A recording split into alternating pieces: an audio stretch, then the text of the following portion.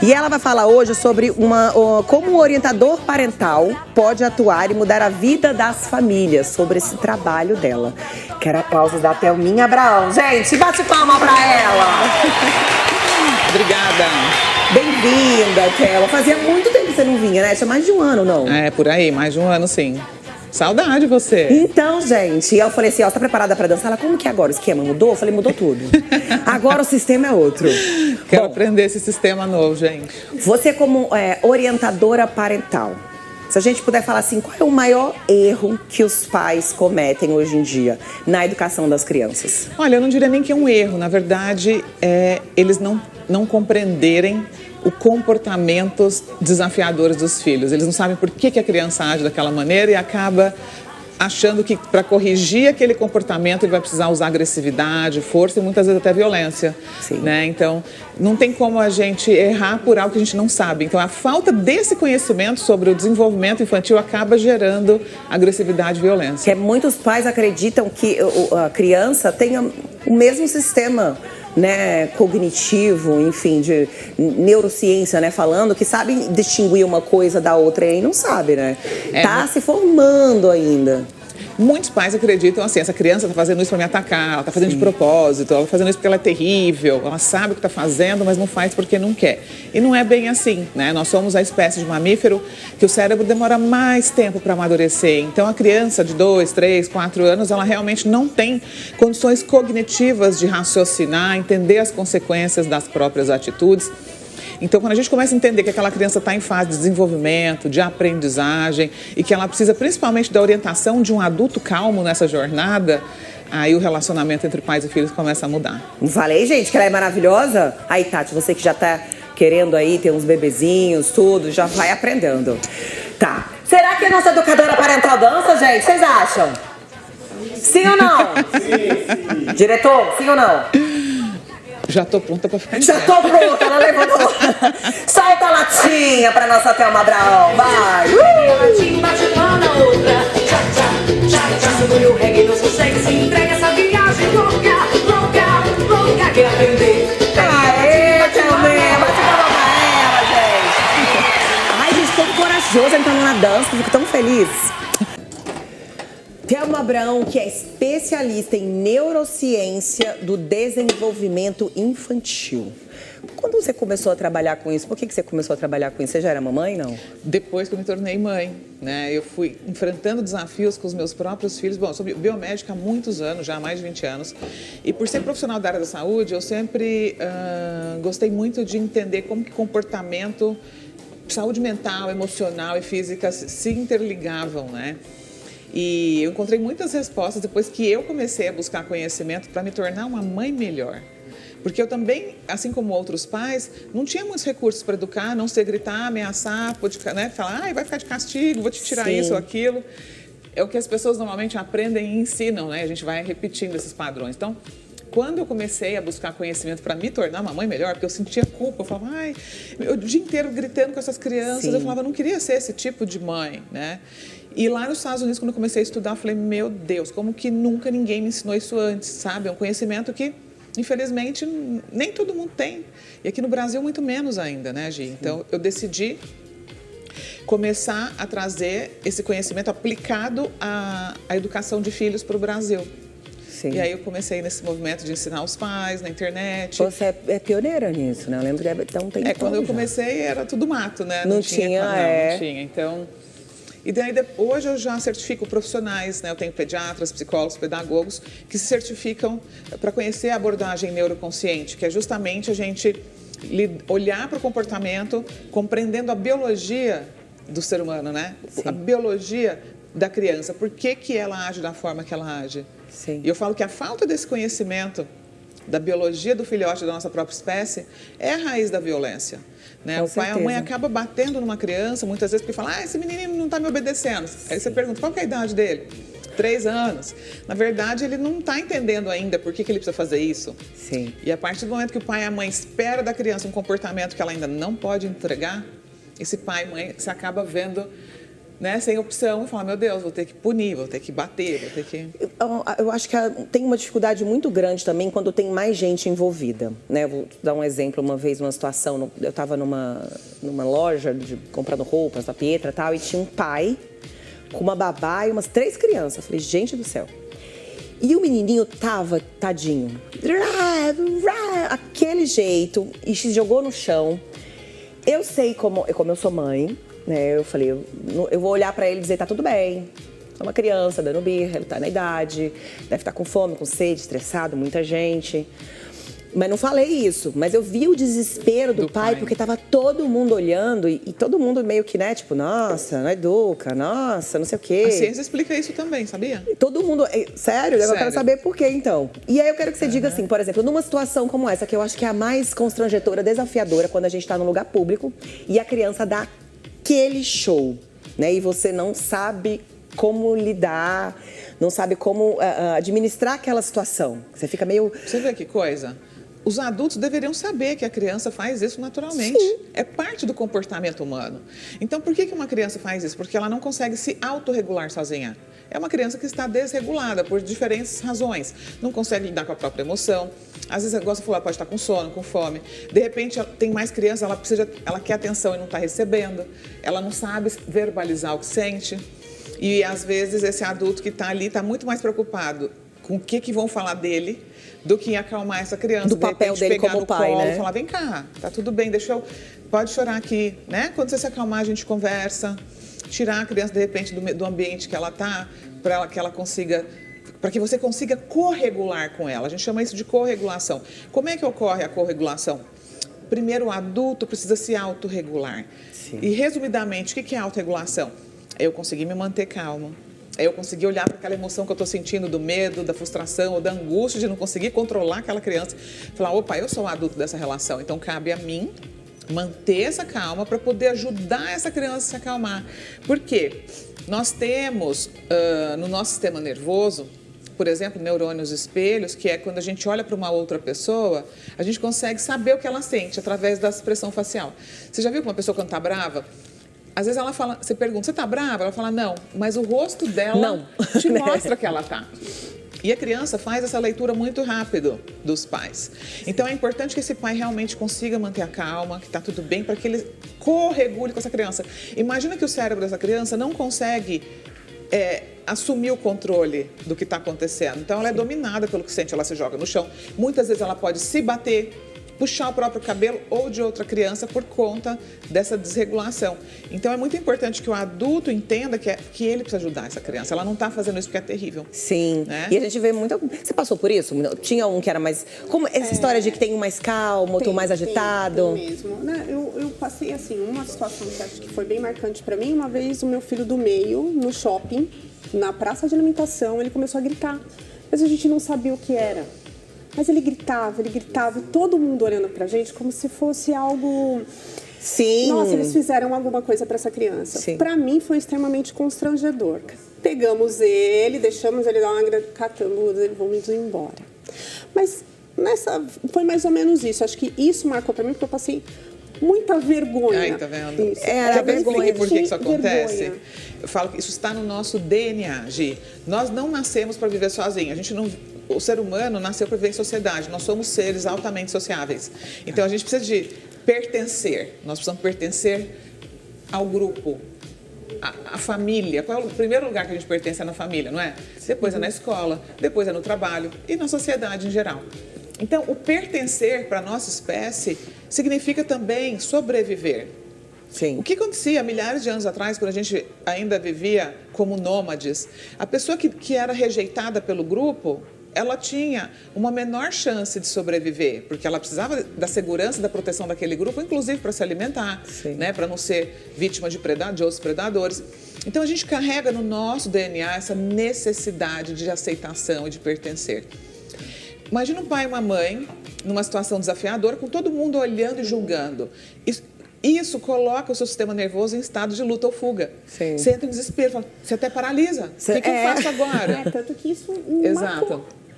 Mas no inconsciente vão me julgar, vão me rejeitar, vão me acusar de ser um pai e mãe ruim, e isso te coloca no estado de luta ou fuga. E, na verdade, quando isso acontece, se a gente tivesse uma sociedade educada, né, para entender o comportamento de uma criança, ninguém ia julgar. Todo mundo ia, inclusive, querer ajudar, porque sabe que isso acontece, né? E aí por isso que eu acho importante a gente buscar orientação, seguir a galera, participar de workshop, porque assim, eu digo, geralmente quando a gente tem que educar, quando vem a possibilidade, porque qualquer situação constrangedora, eu vejo uma possibilidade, porque eu já sei disso. Porque nunca vem assim, ó, você tem que educar um domingo à tarde, que tá todo mundo de boa em casa. Exatamente, você Geralmente falou tudo. você tem que educar no meio de uma festa, no meio de um rolê onde tá todo mundo olhando, onde você tá com pressa, onde você tem 1000 coisas pra fazer, aí que você tem que educar. Por isso você tem que ter já as ferramentas. A gente fala, opa, para tudo. Na verdade, quando a gente fala educar, é sobre desenvolver importantes habilidades emocionais, socioemocionais nessa criança. Nós somos seres que estamos o tempo inteiro se relacionando. Então,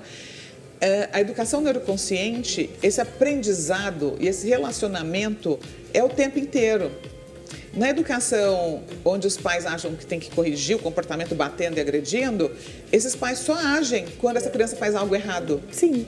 Sendo que na educação neuroconsciente não, você entende que é uma construção. Então, toda oportunidade é uma oportunidade de ensinar, de mostrar né, como que a gente deve agir, de focar em soluções de problemas, de trazer um repertório de vida para essa criança que ela ainda não tem. Ela está se desenvolvendo, né? E a gente espera que ela aprende aí, né? Vai aí, falou uma vez, pronto, Falou uma né? vez, eu já falei de novo. Eu de novo, e de novo. A gente. Quanto tempo a gente demorou para aprender a andar, para aprender a falar? Se você quer aprender um idioma, você não vai aprender em um dia, vai? Não. Nem uma profissão, não é? Tudo exige repetição e treino. Com certeza.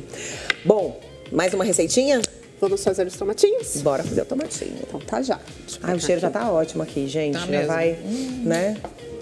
Nosso almoço, Thelminha, de hoje. Tomatinhos. Tomate cereja. Tomatinhos Tem que ser o cereja, né? Por causa do sabor. Não, tem que ser o cereja, pra ele ficar mais bonito, assim, esteticamente mais bonitinho, né? que bonito Porque isso. se você faz um outro com o tomate tradicional, vai ficar como se fosse um molho de tomate. ele fica não mais é o que a adocicado gente não também, Fica né? mais adocicado também, não fica? Fica. Deixa eu... Então vamos. Só. Você já se entendeu com esse fogão? Vamos ver. Vamos ver. Qual coisa a gente chama o Santos? Vamos chamar os Santos. Se você não conseguir. Eu Ele acho tá ali que- com os meninos passando a acho que eu coreografia, mas ele preciso- vem. acho que eu preciso do Santos. Santos! As crianças não estão conseguindo mexer no fogão. Ele tava ali passando a coreografia com os meninos, acredita? Por favor, Você aprendeu a coreografia? Dança muito esse aqui, gente. Pode até levar ele pro grupo. Enquanto a gente vai resolvendo aqui... Foi, Santinho? Esse? Santos Expert. Esse. Esse é de lá, esse é de Não, é um só. Tá bom. Obrigada, Pronto. Santos. Sei o que quer, tome aí, tome aí, tome aí. Vamos. Azeite. Azeite. Vamos Esse colocar cheirinho de pão, azeite, gente, eu vou te contar uma bastante coisa. azeite, porque azeite é muito bom. Adoro Colocar os também. tomatinhos. Ó, já coloca todo o tomate. Coloca tudo aqui. E a gente vai deixar o quê? Que ele vai soltar bastante água.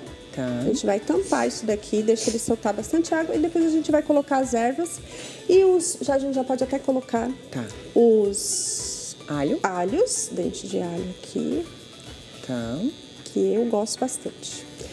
Fica bonitinho também a gente colocar uns sem tirar a casquinha do alho. Não amarga? Não, Não. fica bem e visualmente fica lindo também.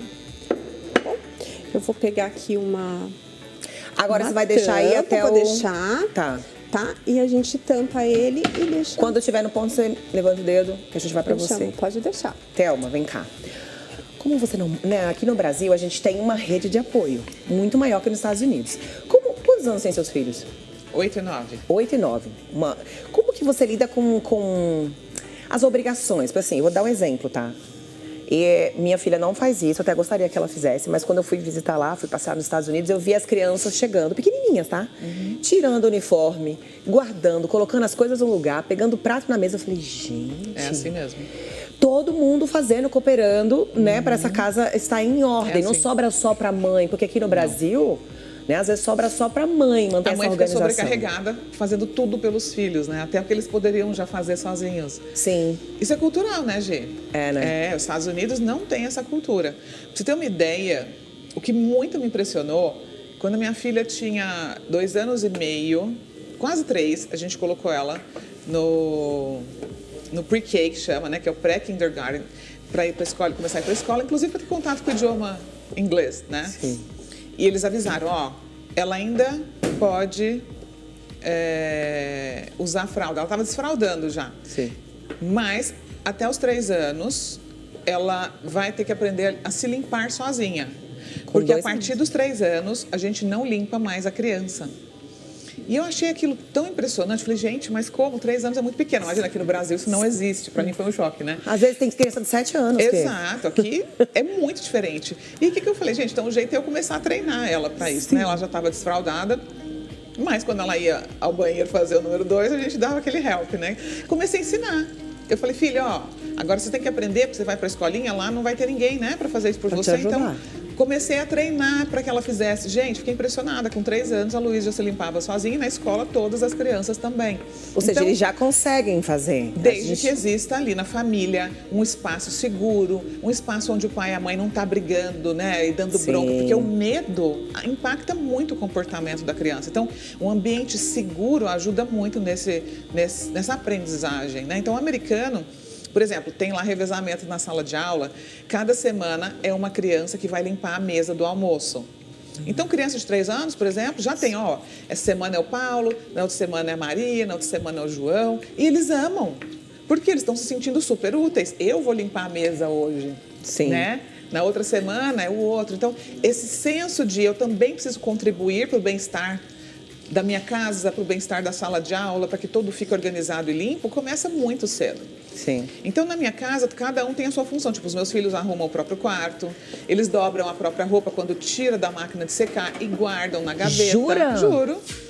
É assim. Pietra, você vai guardar a sua roupa agora, vai dobrar bonitinha. Mas é um treino, né, Gi? É um treino, né? É, então assim... Mas você dá recompensa, por exemplo? Não. Ah, tem uma tabela? Não existe nada? isso, não. Não existe? Sabe por quê? Você ganha uma recompensa para cuidar da sua família? Nenhuma. A gente não é isso. A gente cuida porque é importante. Sim. O amor, o vínculo e o cuidado com o nosso espaço, o ambiente que a gente limpa. Então, é bom ter um quarto organizado. Muito. É bom ter uma casa onde eu me sinta bem. Né? Então, ele não precisa ser pago para isso. A gente não ganha para cozinhar para os nossos filhos ou para arrumar as nossas coisas. Isso é uma importante característica para o ser humano aprender a se cuidar. Sim. Porque a gente não quer preparar essa criança para se tornar um adolescente, depois um adulto que vai embora de casa. Quando ela vai para... Seus filhos estudam de manhã ou à tarde? Nos Estados Unidos, ele é semi-integral, né? É das 9 às 2. E eles se arrumam sozinhos? Claro. Minha filha não, se isso arruma não sozinha, existe. bota a roupa dela meio dormindo. Não, isso não existe. De jeito... Há muito tempo. Despertador. Também tem despertador. E acorda Cada um sozinho? Acorda sozinho, cada um tem o seu despertador. Então, tudo isso, Gi, é treino. Gente, a criança eu não acordo. faz isso sozinha. Você vai ter que conduzir Mas eu esse já processo. tentei, Bofa Pietro, o despertador tá aqui, ó. Eu escuto lá, ela não acorda. Não. Ou acorda e não quer levantar, É. né? E aí eu troco de roupa nela ainda, ela toda Então, sonolenta. mas você vai ter que fazer um vamos- combinado, explicar para ela A antes. importância, né? Filha, você está crescendo, né? Você é uma menina que já consegue fazer isso sozinha. Sim. Então, vamos fazer o seguinte, que tal você separar a sua roupa de ir para a escola amanhã, agora à noite? Assim você ganha tempo amanhã de manhã. Quando você acordar, a sua roupa já está separada. Quando o despertador tocar, você já coloca a sua roupa. Começa a treinar isso. E, por exemplo, meus filhos de manhã, eles querem assistir televisão se terminar antes. A gente sabe o que tem que ser feito. Então, ela acorda, troca de roupa, toma café, arruma mochila, escova os dentes. Tem ali a sequência do que precisa ser feito. sim. Então, o que eu falei? Bom, se vocês querem ver, né, um pouco de desenho ali, tudo bem. Mas precisa terminar antes. Tudo que é prioridade. Assim que você terminar tudo isso, se sobrar um tempo, você pode ver a TV. Então, o que eles fazem? Eles fazem tudo rapidão, né? Porque eles querem ter esse tempinho para ver um pouco assistir a do desenho. televisão. Aí. Eu também tenho tempo limitado vendo, de telas, não é assim, assiste tela o dia inteiro. Então, pode ver 15 minutinhos de manhã se quiser, à tarde mais 1 hora e acabou, entendeu? Sim. Depois a gente vai falar sobre o assunto de telas também. Chefe, Vamos ganhar as calorias que você perdeu? você viu, chefe? Gente, falar junto e dançar, você viu, né, Thelma? Maravilhoso. Bom Várias demais. habilidades aí ao mesmo tempo, né? várias habilidades. Mas, ó, eu tenho essas habilidades porque a minha mãe, lá atrás, me levava... 3 anos eu entrei na dança. 3 anos. E eu passei por todas as danças. Vários esportes. Não parei. Maravilhoso, e aí, né? eu criei essa habilidade. Pode ser que eu tenha nascido com ela, mas eu desenvolvi também, igual a gente estava conversando O que aí. acontece na infância não fica na infância. Não fica na infância, é muito... Vou colocar agora o Instagram da Thelma Abraão. Nosso tema hoje foi como um orientador parental pode atuar e mudar a vida das famílias. Thelma, que é pioneira aí no assunto, sempre posta coisas relevantes. Eu te sigo, eu fico acompanhando todo dia. Eu falo, agora tá bom, eu vou fazer isso, vou fazer aquilo. Já me deu várias dicas aqui com a Pietra. Vai ter que acordar sozinha, se trocar. Você deixava seus filhos se trocarem sozinhos, assim, chefe? Não. Tá vendo? Não, eu acho que eu fiz tudo por eles. Eu acho que... É eu comum, fiz né? tudo. Que e seja agora assim, no eles- Brasil é assim que não, acontece. Então a gente tem muito essa cultura. E olha, eles são Não é? adolescentes e ele continua fazendo. Eu tenho que deixar um pouco. Sim, porque eles ainda, né? Não, eles até reclamam. É? Ai, mãe, deixa. É que a gente fica preocupada, né? Tipo, Eu ai, sou será? muito preocupada. Eu sou a dona preocupada. Quando a gente faz pelos filhos aquilo que eles podem fazer sozinhos, você acaba aleijando a criança, entendeu? Confia nela, confia na capacidade dela. Tem uma frase muito famosa que eu gosto muito, do Matthew, que fala assim: por trás de crianças que confiam em si mesmas, existem pais que confiaram nela primeiro. Nossa, que Nossa, bonito que lindo. isso. Então a gente precisa confiar para que essa criança Sim. confie que ela é capaz, né? Quando a mãe fica fazendo tudo, mesmo que a criança já consiga fazer, passa aquela mensagem: puxa, o que eu faço não é bom o suficiente. Já viu? Aquela mãe que é muito Total. controladora, a criança faz. Mas ela começa a pôr defeito. Ai, não ficou bom, deixa que eu Sim. faço, porque só eu que sei fazer, porque o meu jeito que é bom, o seu não é, entende? Então a gente tem que controlar então ela esse já ímpeto cresce de... insegura. Exato. Eu vejo muitos pais também pecarem, errarem, né, na hora da alimentação. Né? Ela faz muita sujeira. Tá aprendendo, gente. Tá aprendendo, Não tem exatamente. como não fazer sujeira, tem que sujar mesmo. Aí prefere dar na boca. É, verdade. Entendeu? Eu deixo lá. Deixo o pau rolar, tem que comer sozinha. Nisso aí eu É um faço. aprendizado, né? O aprendizado é um processo. Sim. Não acontece de um dia para o outro, ele é um processo. E cabe Boa. a nós pais irmos moldando tudo isso, né? Eu vou provar, gente, agora pra saber se tá bom. Qual a sobremesa que você mais faz, chefe? Ai, pudim. Pelo menos em casa. Nossa, eu amo pudim. Em casa, pudim, porque todo mundo gosta muito de pudim. Aquele airado você faz? Aquele, o furadinho. Porque em casa o pessoal gosta do furadinho. Esses dias eu fiz um pudim de panetone. Inclusive tá a receita lá no Instagram. Pudim de panetone? Pudim de panetone. que diferente. Muito gostoso. Adorei. E lá na Chefs Gourmet a gente também ensina esse pudim, viu? É a receitinha de lá. Maravilhoso. Tá bom. Não esperava menos de você. Obrigada. Bora, minha gente, encerrar. Final de semana, vem cá, Thelminha. Gostou do novo programa? Amei. Ela tinha vindo há muito tempo, da época do Fatioli ainda. Ela falou, Gi, tá diferente. Eu falei, mudou. Ela falou, tá mais o que você achou? Tá mais animado, tá mais cheio de movimento. Mais cheio de movimento. Você vai pôr pra me movimentar aqui agora, é isso? Já tô entendendo. Aí ela, o que eu faço agora? O que ela vai fazer agora, Santos? Dança. Gente, vou dançar. Beijo, gente. Daqui a pouquinho tem de Papo pro Ar com Décio Pitinini. Muito obrigada. Eu que agradeço. Volte sempre. Muito Beijo pra obrigada. você. Obrigada. Sempre que vier ao Brasil, acho chique falar assim com as pessoas. Sempre que vier ao Brasil, vem visitar a gente. Prazer né? enorme estar aqui. A gente pode visitar também. Se você me convidar também, eu vou lá te Já visitar. está convidada. Bora lá. Beijo, gente. Bom final de semana pra Tchau, vocês. pessoal. Pode subir o som, DJ. Tchau, tchau. E o reggae no sossego se entrega essa viagem louca, louca, louca. Quer aprender? Pegue a latinha, bate uma na outra. Tchá, tchá, tchá, tchá. Segure o reggae no sossego se entrega essa viagem louca. Venha